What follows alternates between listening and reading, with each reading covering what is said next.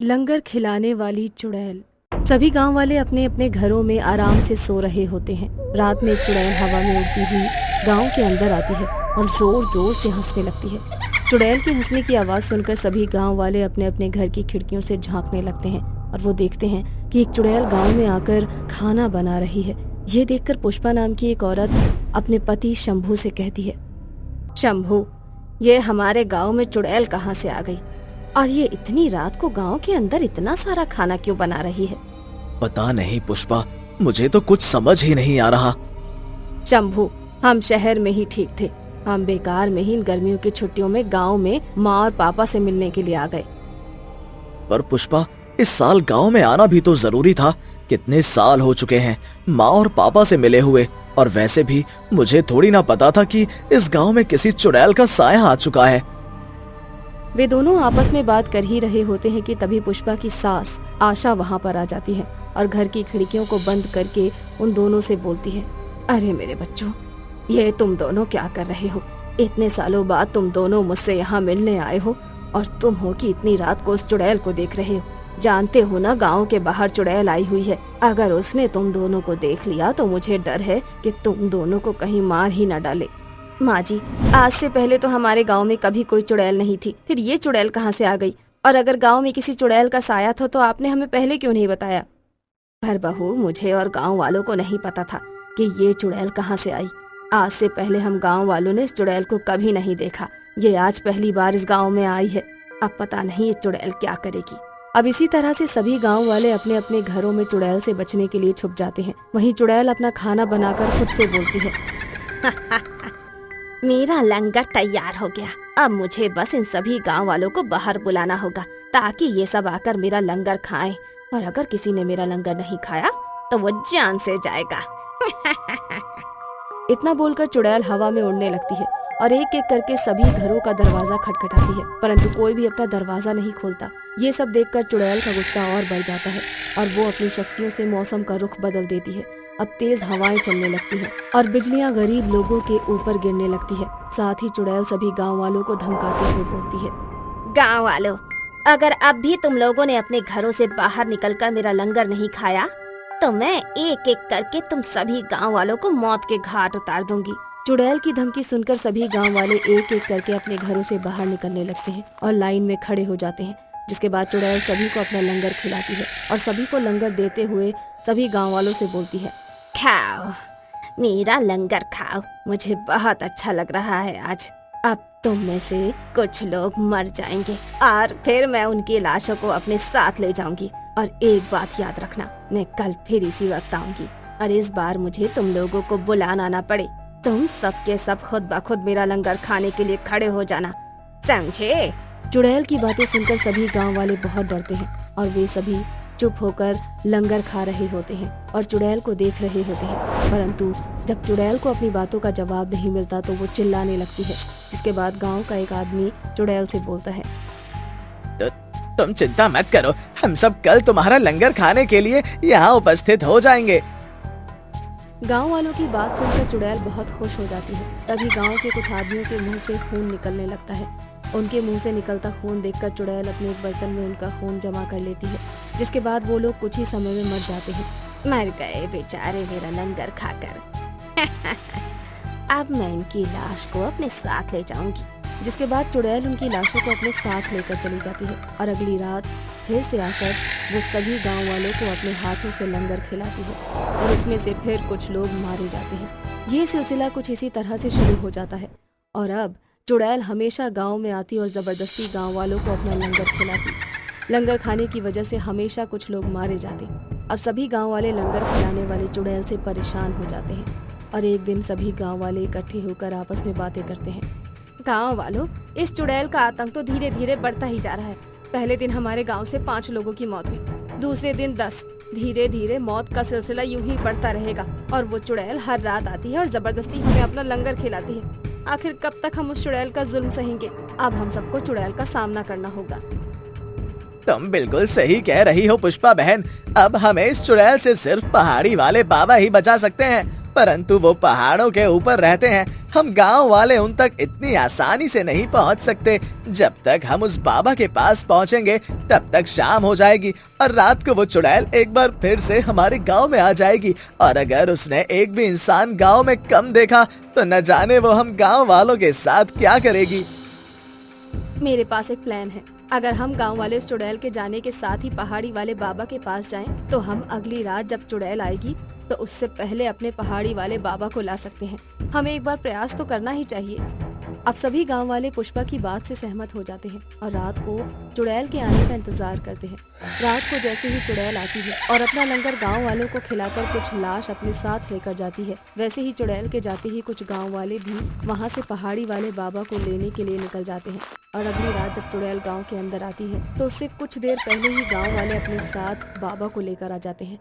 अब एक बार फिर सभी गांव वाले लाइन में खड़े हो जाते हैं और चुड़ैल उन सभी को लंगर खाने को देती है, परंतु इस बार कोई भी लंगर नहीं खाता। जिस पर चुड़ैल गांव वालों से बोलती, तुम गांव वालों के अंदर इतनी हिम्मत आई कैसे कि तुम गांव वाले मेरा लंगर खाने से मना करोगे? लगता है तुम लोग वो रात भूल गए। रुको, मैं तुम्हें अभी याद दिलाती हूँ। इतना बोलकर चुड़ैल अपनी आंखों की शक्तियों से एक व्यक्ति को हवा में उड़ा देती है और उसे करंट देने लगती है। तभी पहाड़ी वाले बाबा सामने आ जाते हैं और चुड़ैल के ऊपर भभूत फेंक देते हैं, जिस वजह से चुड़ैल कमजोर पड़ जाती है। और बाबा चुड़ैल से बोलते हैं, मेरे होते हुए तो इन गांव वालों का कुछ नहीं बिगाड़ सकती चुड़ैल। मुझे सब पता चल चुका है। मैंने अपनी शक्तियों से पता कर लिया है कि जब तू जीवित थी तब क्या करती थी, और मरने के बाद तू इन गांव वालों को लंगर खिलाकर उनकी लाशों का क्या करती है। गांव वालों, जब ये चुड़ैल जिंदा थी तब भी ये लंगर में जहर डालकर लोगों को मारा करती थी और उनकी लाश लेकर उनके अंगों को बेच दिया करती थी। पर एक बार ये पकड़ी गई और पुलिस से बचने के लिए जब ये भागी तो इसका एनकाउंटर हो गया और अब ये चुड़ैल बनकर अपने आदमियों के लिए वही काम कर रही है जो ये पहले किया करती थी। इतना बोलकर बाबा कुछ मंत्र पढ़ते हैं और उस चुड़ैल के ऊपर पवित्र गंगा जल डाल देते हैं, जिस वजह से वो चुड़ैल हमेशा के लिए नष्ट हो जाती है और सभी गांव वालों को लंगर खिलाने वाली चुड़ैल से मुक्ति मिल जाती है। पिज्जा वाली चुड़ैल।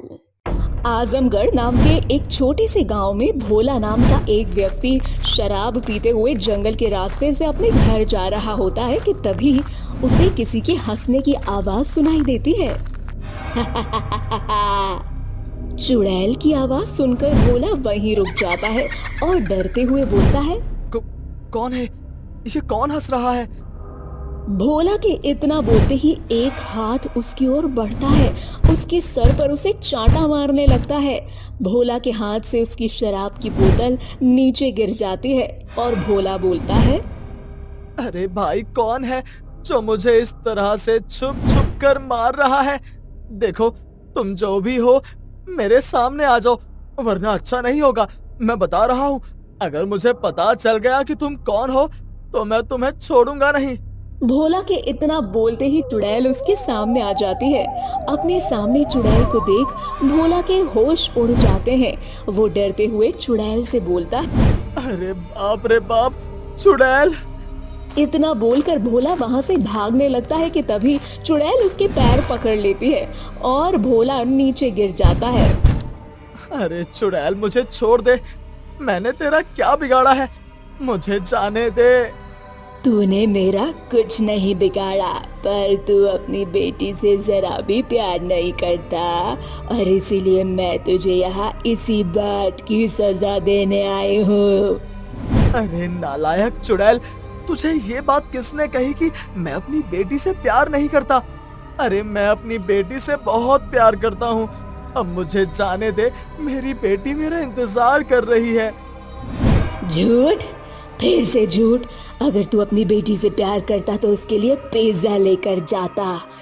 वो कब से तुझसे एक पिज्जा मांग रही है, पर तू है कि उसके लिए पिज्जा नहीं लेकर जाता। तू मुझे जाने देगी चुड़ैल, तभी तो मैं अपनी बेटी के लिए पिज्जा लेकर जाऊंगा। मुझे जाने दे। तू नहीं खिलाने वाला अपनी बेटी को पिज्जा, इसीलिए मैं तेरी बेटी के लिए पिज्जा लेकर आई हूँ। ले पकड़ ये पिज्जा और अपनी बेटी के लिए लेकर जा। और अगर घर जाके तूने ये पिज्जा अपनी बेटी को नहीं खिलाया तो मैं तेरी जान ले लूंगी। ठीक है, मैं उसे ये पिज्जा खिला दूंगा, अब मुझे जाने दे।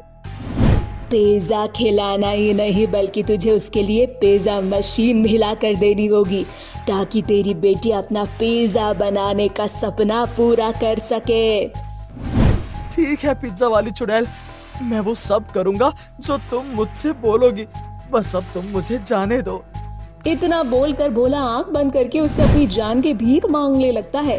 कुछ देर बाद जब भोला अपनी आंखों को खोलता है तो वो देखता है कि चुड़ैल वहाँ से जा चुकी है और उसके पास कुछ पिज्जा रखे हुए हैं। अब भोला उस पिज्जा को अपने घर ले जाता है और अपनी बेटी को दे देता है। पिज्जा देखकर उसकी बेटी काया बहुत खुश होती है और बोलती है, पापा आप मेरे लिए ये पिज्जा लेकर आए हो, आप बहुत अच्छे हो। अब मैं इस पिज्जा को खाकर इसका टेस्ट पता करूंगी और अपना खुद का पिज्जा का कारोबार शुरू करूंगी। पापा पापा आप मेरी मदद करोगे ना इस कारोबार को शुरू करने में? देख, मुझे नहीं आता ये पिज्जा बनाना, और ना ही मैं इसमें तेरी कोई मदद करूंगा।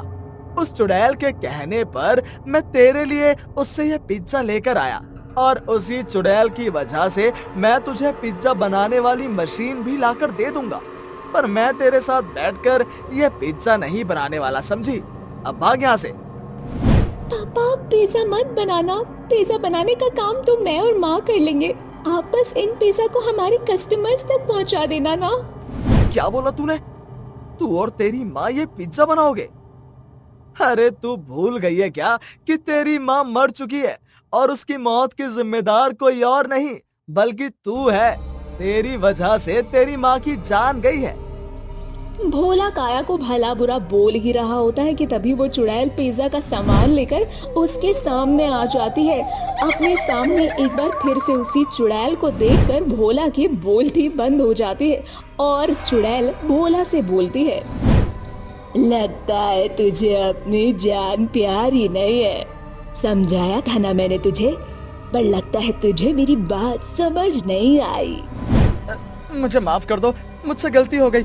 मैं अभी पिज्जा बनाने वाली मशीन लेकर आता हूँ, मुझे जाने दो, अब से ऐसा नहीं होगा। इतना बोलकर भोला वहाँ से भाग जाता है और माइक्रोवेव लेकर आता है। अब काया अकेले बैठकर YouTube की मदद से पिज्जा बनाने लगती है कि तभी उसका हाथ जल जाता है। वो रोने लगती है। उसके रोने की आवाज सुनकर भोला को गुस्सा आता है। वो काया को मारने लगता है कि तभी वो चुड़ैल वहाँ आ जाती है और भोला को हवा में लटकाकर उससे बोलती है, तुम लातों के भूत बातों से नहीं मानने वाले है ना। मैंने तुझे कितना समझाया पर तू नहीं माना। बेटा अब तू चिंता मत कर, अब तेरे पिज्जा की डिलीवरी भी मैं ही करूंगी, क्योंकि आज तेरा बाप मेरे हाथों से जिंदा नहीं बचेगा। इतना बोलकर चुड़ैल भोला का गला दबाने ही लगती है कि तभी काया चुड़ैल से बोलती है, नहीं माँ, पापा को मत मारो। मेरी इस पिज्जा की जिद की वजह से मैं तुम्हें पहले ही खो चुकी हूँ। अब पापा को नहीं खोना चाहती। प्लीज माँ, पापा को छोड़ दो, नहीं तो तुम्हारी काया अनाथ हो जाएगी। काया के मुंह से चुड़ैल के लिए माँ शब्द सुनकर भोला को पता चलता है कि वो चुड़ैल कोई और नहीं बल्कि उसकी बीवी है। जिसके बाद भोला चुड़ैल से बोलता है, काया की माँ, मुझे माफ कर दे।